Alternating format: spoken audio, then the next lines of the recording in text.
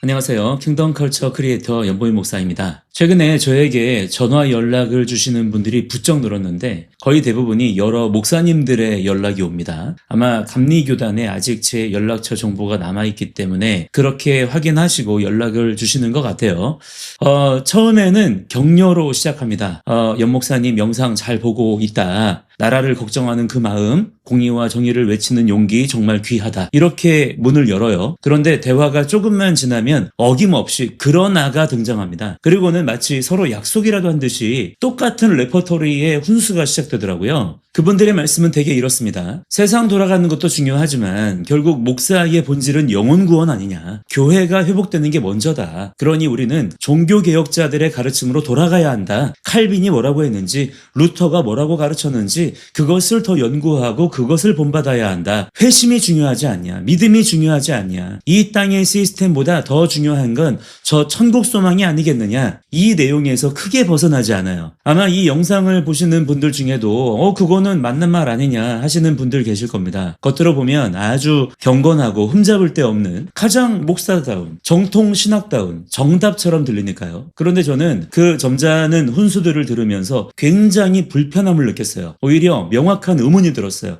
왜 다들 앵무새처럼 똑같은 말을 하고 있을까? 마치 어딘가에서 단체로 지령이라도 받은 것처럼 토시 하나 거의 틀리지 않고 종교개혁과 교회 회복, 개인의 회개만을 외치는 그 논리 구조가 너무나 기이할 정도로 일치한다는 겁니다. 자, 오해는 없으셨으면 좋겠습니다. 저 역시 종교개혁자들을 존경합니다. 암흑 같았던 중세 가톨릭의 부패를 끊어내고 오직 성경을 외쳤던 그들의 공로는 기독교 역사에서 너무나 중요하죠. 하지만 여러분, 냉정하게 짚고 넘어갑시다. 종교개혁자들도 결국은 불완전한 인간이었어요. 그들이 하나님을 대체할 수 없습니다. 그렇기 때문에 그들의 신학이 또는 그분들 자체가 우리가 도달해야 할 최종 목적지가 아니라는 거예요. 그분들의 공로와 그분들의 가르침이 중요한 부분이 있지만 우리의 진정한 스승은 루터나 칼빈이나 웨슬리가 아니라 오직 성령님이십니다. 우리가 회복해야 할 신앙의 원형은 16세기 혹은 18세기의 유럽이 아니라 사도행전의 초대 교회입니다. 그런데 많은 분들이 개혁주의라는 타이틀을 마치 자기 훈장처럼 달고서 자신들이 익숙한 그 신학 지식으로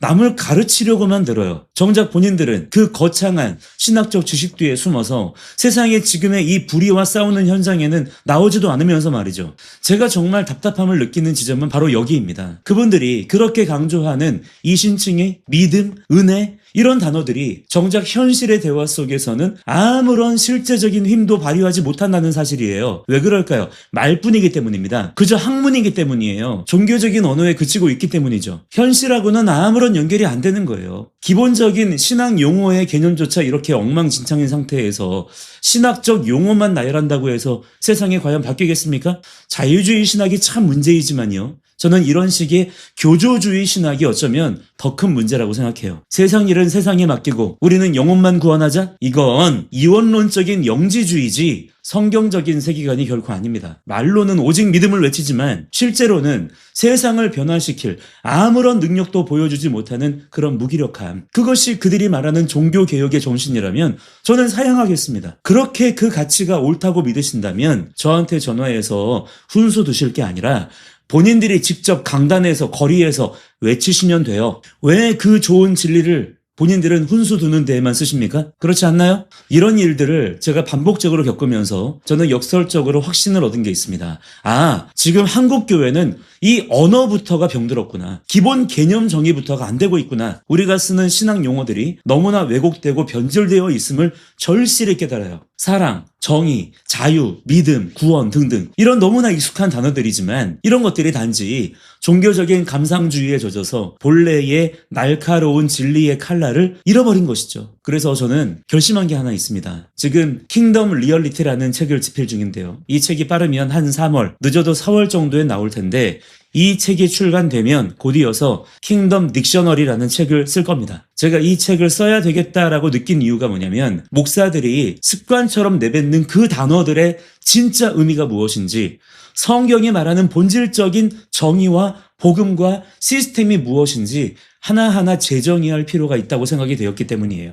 개념이 바로 서야 세계관이 바로 서고, 세계관이 바로 서야 비로소 세상을 제대로 분별하며 나아갈 수가 있을 테니까요. 단어도 모른 채로 문장을 읽을 수가 있겠습니까? 지금은 그런데 이러한 기본적인 단어, 개념 자체가 엉망진창인 상태라 무슨 말을 더 이상 어떻게 이어가기가 참 어려운 상황이에요. 벌써부터 쉽지 않은 작업이 될 것 같다는 생각이 들긴 하는데 그래도 꼭 필요한 작업이라고 생각이 들어요. 뭐 그 책이 나온다고 목사들, 교수들이 막 바뀌고 저에게 동의하고 그럴 거라고 생각하지 않습니다. 사실 그런 걸 기대하는 것도 아니에요. 그렇지만 제가 목회하는 과정에서 이 작업은 굉장히 중요한 기초 작업이 되겠다라는 생각이 듭니다. 참 말 배우기부터 받아쓰기부터 다시 해야 되는구나 라는 생각이 들 정도예요. 여러분, 남의 말하기 좋아하는 사람들의 점잖은 지적에 위축되지 마십시오. 중요한 것은 사람의 이론이 아니라 지금 내 삶과 이 시대를 뚫고 들어오시는 하나님의 직접적인 통치, 그분의 기록된 말씀이 있고요. 그 말씀을 깨닫게 하시는 성령님이 함께 하신단 말이죠. 그것이 바로 지금 이 땅 가운데에서